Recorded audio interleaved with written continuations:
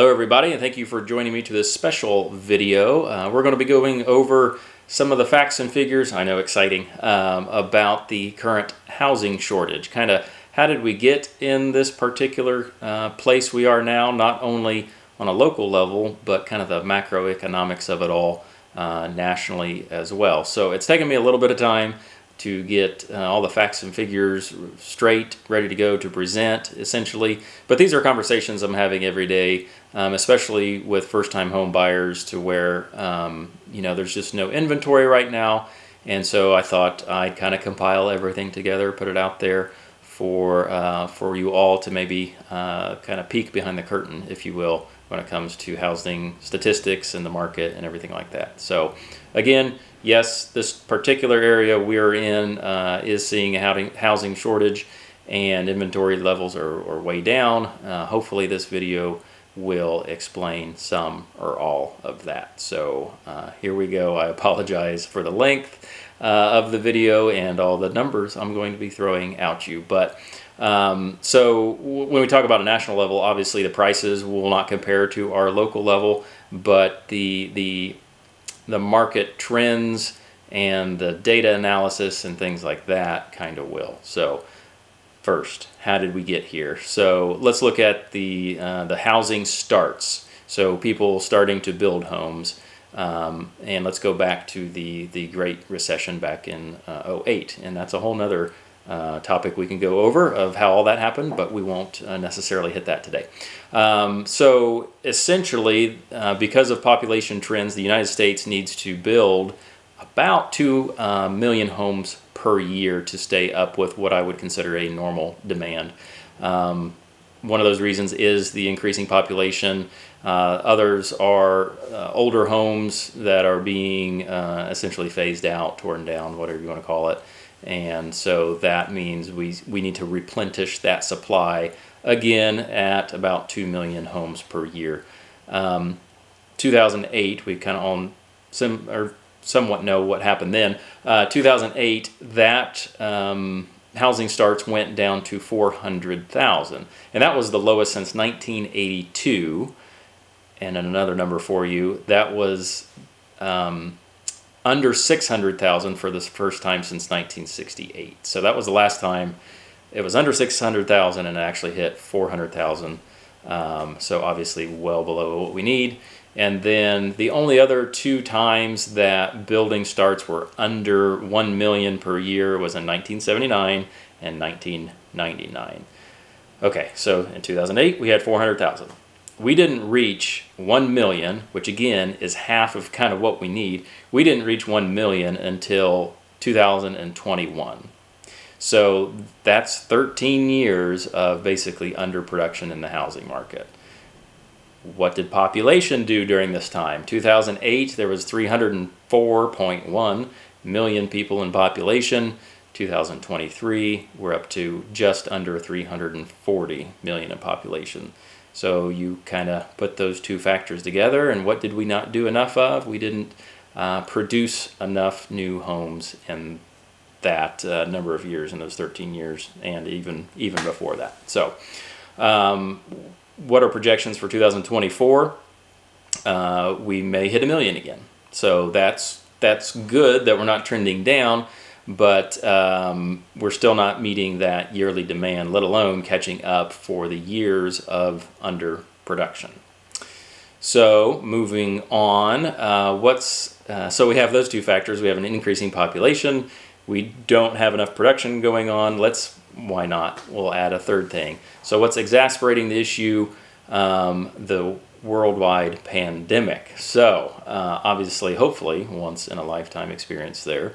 So with that response, the interest rates plummeted to rates nobody had ever seen before, and some argue that we will never see again. And so that was great for people refinancing and buying during that time, but what happened to prices? They just exploded. And so now, a few years removed from that, we have what you may have seen or heard called the lock-in effect. So that's where people are very hesitant to move on to the next, the bigger home, just a different home in general, because of the current rate they have. So let's go over some of those numbers. Again, numbers nerd here. Thank you for sticking with this. Let's talk about households, occupied households. Let's talk about that in the United States. There's 132 million occupied households. 27% of those have no mortgage whatsoever. Okay, 9% have a mortgage under 3%. 14%, thanks for hanging in, 14% have a rate somewhere in between 3 and 4. 8% have a rate in between 4 and 5%. And then another 8% is above the 5%. So that does not equal 100%. Yes, I know. The rest are not. The rest are not owned by those living in those homes. So that would be like rental houses, apartments, things like that. So you can see how prevalent, we'll say, an under 5% interest rate is. As of today, we are April 26th, 2024. We're hovering just over 7% or so, with no clear indication that those will be dropping drastically anytime in the near future. So let's put a real world example to that. So if somebody had a mortgage, so they owed $200,000 on their home, and if they had a 30-year loan, at 3.5%, their mortgage payment, not including taxes and insurance, so just their mortgage payment, which is principal and interest, is just under $900 a month, so $898. If they just wanted to move across town, have the same exact mortgage today at 7%, so again, borrowing $200,000 at 7% for 30 years, that principal and interest mortgage payment is now $1,330 per month. That's, if you're doing the math, $432 difference per month, just because the interest rate from 3.5% to 7%. So no wonder not everybody's out there clamoring to give up the 3, 4, 5, whatever percent they had from 2020 to 2022-ish or so. Having said that, we're still transacting. This has been a very busy spring. There will always be a need for people and families to move. So job changes, family changes, upsizing, downsizing, and everything in between. And so we've seen quite the rush this first quarter already. But we're still in that shortage of housing because, what I would say, the people who don't have to move really aren't out there looking, because they just ran the numbers I did, and they don't want to move up in mortgage payment by any means. So another obstacle that we're seeing is some people are trying to wait it out, basically time the market, if you will, which is very difficult, if not impossible, to know what's going to be happening in the next 2, 3, 4, 6 months, a year, whatever. And so, again, with rates of about 7% today, which I know you're tired of hearing people say, which is not historically very high, but high from 3 years ago. Let's say they drop 2 points overnight, so now they're at 5%. What do you think will happen to the homes that are currently on the market or very quickly go on the market? Those prices and values will explode again, because everybody jumps into the market, and we're back to the multiple offers and things like that. I'll tell you, we're already seeing those multiple offers return. Some recent examples, a listing of mine had 5 offers. Another listing in town had another 5 offers. We got a buyer, their offer accepted the other day. They were one of 3, maybe 4, I can't really remember. And so we're still seeing the multiple offers. I know I called on a property for a buyer, and they had multiple offers, and they waived inspections and added an appraisal gap. So we're, for certain homes, not every single home like it was in 2020, 2021, certain homes are back to that kind of madness. So those people that want to wait it out, that's kind of what you have to look forward to. And so that's just another obstacle in the way. Moving on. So recent data. So what are we seeing? So let's switch to existing home sales by comparison. Okay. So let's look specifically at January 2023. The home sales in January, this is nationwide, obviously, was just under 250,000. That was down around 2008 levels, if you will. In 2022, by comparison, that was about 700,000. So you can see how much different that is.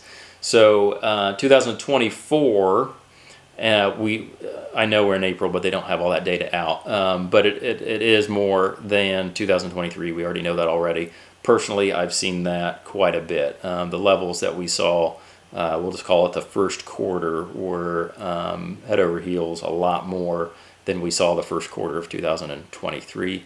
The second quarter is shaping up to be the same way. So I see that in the national data. I see that personally in the business around here as well. So what do you think happened to the housing starts here lately? They tanked again. So just the increased rates have definitely put a damper on that. To our specific area, finding just a spot of dirt to build in is very difficult. But it is possible, but it's nowhere to really supply the market to what we need. So it's just, again, very, very slow to recover. And then the recent job and economy reports and data that are coming out really indicate that the rates will not be dropping. I think at the end of last year, everybody was kind of forecasting, I know the professionals or whatever, kind of like meteorologists at times, but they were forecasting 3 rate drops this year by the Fed, and the Fed don't, okay, side note, the Fed doesn't set mortgage rates. They set the federal funds rate, which can kind of correlate with mortgage rates, but basically they act very similar, but it's really not controlled by them anyway. They were expecting 3 rate cuts this year, and here we are in the first quarter. We haven't seen any indications of that happening. If anything, there will be maybe none, depending on economic data that comes out further along in the year. May they go up? That's a possibility. I just don't see anything drastically changing, going down. So. Okay, moving forward some more. Existing home sales. So let's go year by year and then try to forecast what's going to happen. So in 2020, there was 5.6 million home sales. 2021, 6.1. 2022, 5 million. 2023, 4.1 million. And so you kind of saw that trend as interest rates went up. We kind of fell off the cliff a little bit, 20% or so. So in 2024, depending on who you talk to, who you listen to, the data I pulled for this stat was from Redfin, and they're estimating about 4.5 million existing home sales this year. So that's above last year, but not quite caught up to the previous years, really at all. So what is what I would say the macroeconomic solution to all this is we have to build. And what's frustrating is that is not quick whatsoever, and it's not really fun to talk about because there's so many other issues that go along with that. So the development of certain properties within towns or on the outskirts of towns can be an issue. Some cities and things like that have tax incentives that could be put in place, maybe some capital allocations for that. You just can't flip a switch, unfortunately. A lot of upfront cost. It takes a lot of upfront cost to even develop or even think about developing. I mean, just in the planning alone is thousands and thousands of dollars. So it just will not happen overnight. So I do get these questions a lot as far as, well, what about foreclosures? So if people go into foreclosure, their home goes up for sale, in these higher interest rate times, will that be a positive, if you can call it positive effect on the housing market? I'm going to say I don't see a flood of foreclosures coming, and this is something I do track here in the local market. for a few reasons. So, and I have some personal stories to go along with this as well. But there's just because of the very quick and increase in value in homes nationwide and in our area. A lot of these homeowners that are currently, let's say, behind on their mortgage, maybe facing foreclosure, they actually have equity in their home. And so they can sell their home and not lose their home and maybe move into a rental or start over somewhere else, whatever they choose to do, but they're not losing their home. Now, they go to put their home on the market and they're getting market rates because there's no supply. So we're back to that issue again. And so we're not seeing a flood of foreclosures coming on the market currently.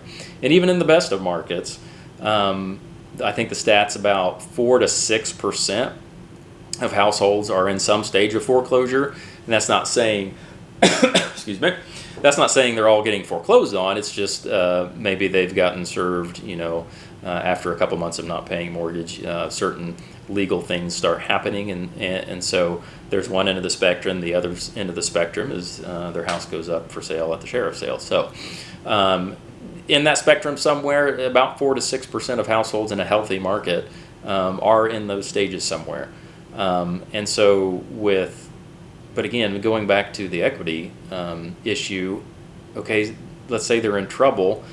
Unless they bought their home a year ago, made 6 months of payments, and then stopped, they're going to have equity in their home probably. Every situation's different, but probably. I do have a couple recent stories to where that didn't happen. Like I said, we can keep somewhat track of foreclosing activities by some of the software things that we have. And I do recall someone locally, you could tell that was coming. And so I reached out to this person and just offered, general services as far as, and sometimes they're difficult conversations, I know. But saying, if you are in trouble, this could be a solution for you. They said, no, we're going to get a mortgage help from our mortgage company. We're going to do this to get a modification, things like that. I said, okay, great. Let me know if you need any help. I've been through short sales before, and it's almost the same thing with all the documentation and things they need. So I do have somewhat of an idea of what they'll be asking for. So, a month or two goes by. I check in again. No, they haven't approved it yet. So I'm going to stick it out. And, side note, they're not very successful most of the time, these loan modifications, unfortunately. And so again, another couple months go by, and I see it hit the sheriff's sale list, and so I contact them again, and they just said, you know what, I've had enough, I'm done, we'll just let the bank have it, and I'm going to move on. And I said, well, I'm sorry to hear that, I still think we can help, and they were just done. They were done with it. And but I followed that property, and it went to sheriff's sale. I went to that sale, and it sold for a certain amount that the mortgage company wanted, and local investor picked it up. Picked it up. Okay, they bought it there. It went for sale the next week, and sold really quickly. And I believe that original homeowner basically walked away from about $60,000 of equity. And so after going through that with him, I kind of thought to myself, man, how many other people are kind of in this state, if you will. And so then I started reaching out more, and so that's the terrible side of the story. The good part of the story is I have a current client that was in the same boat. A lot of life things happened to him, and we're getting him through the process. Like we got it on the market, and we actually had multiple offers on it. And now there's hurdles to jump through, no doubt. But he's going to walk away with enough to get started on that next step for him. And he's not walking away with a foreclosure on his record and this huge debt over his head, things like that. And so because of those two stories, okay, is if there's equity to be had, I think most homeowners are going to choose that way. Either help from an agent or just selling it by themselves, whatever, because they do have that equity, something other than foreclosure can happen. And so, again, I'm trying to be proactive when contacting these people through like the public data records and things like that to make sure they don't give up. But, not everybody goes that route, and that's their call, that's their decision. But I have a feeling that, I could really help quite a few people if they're kind of in that position. So wrapping up, thank you for bearing with me through all the facts and figures and all the numbers. Let's look at some kind of key takeaways. So there will not be an overnight solution to all of this. A drop in interest rates, or a perceived drop in interest rates really won't solve anything long term. But even of all this information I've been throwing at you, homeownership is still extremely possible. So we're still successfully helping people buy and sell their homes. But I will tell you, so the current clients that are being successful in that, they are extremely ready.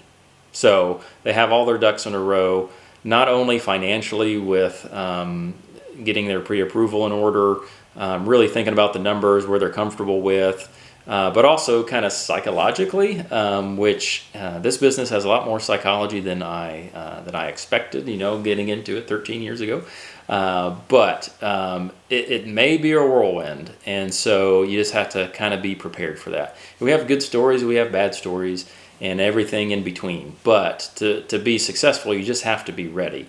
And so, again, those clients that have essentially done their homework, that we've met and spoke a few times, gone over my buyer's information that I can hand out, the better they're going to be. So, shameless plug, I'm obviously I'm in the position that I'm in as a real estate agent, but most people cannot do this alone.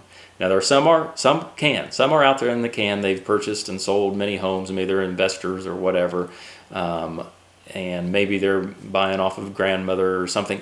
Whatever. There's a subset of people that can do this alone. I'm going to tell you the majority cannot. There are so many hurdles and things to get through that have major implications on not only the purchase of a home, but for the many years following that you're living there. So typically it's one of the biggest transactions of people's lives, and so I'm going to encourage you to get some help while you do it. And so as I try to prepare people, we do have two different processes, and so one's the home buying process, one's the seller's process, and so it just goes over the timeline and what to expect. And those are greater detail later on in the information that I give out. But if you want any of that, just let me know.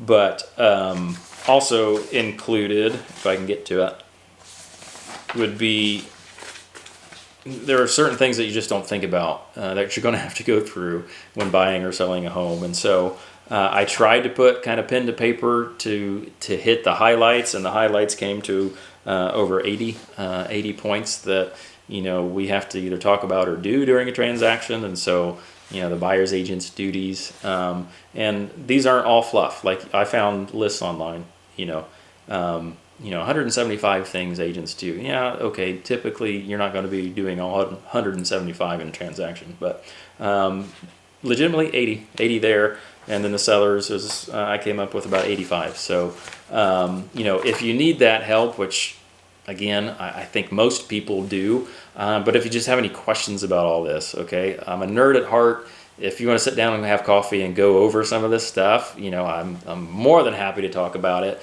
as far as the big picture, or even here in our local community. So I'll be again more than happy to do that. That's for first-time home buyers. That's people just trying to find a home for their family. That's investors. I love talking about that. That can be a whole nother video going over the investing things that we're doing. But yeah, I really hope this came from a place of value, some education, taught you a few things. But again, any questions, feel free to reach out. And if not, we'll just kind of go on and do the best we can in this kind of challenging market, and get people in the homes that they really want and truly love. So again, thank you for checking this out, and appreciate your time, and I will see you next time.